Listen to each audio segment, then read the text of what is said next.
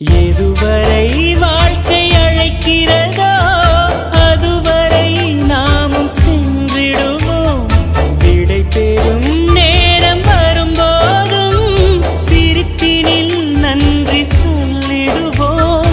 பரவசம், இந்த பரவசம் எந்நாளும் நெஞ்சில் தீராமல் எங்கே வா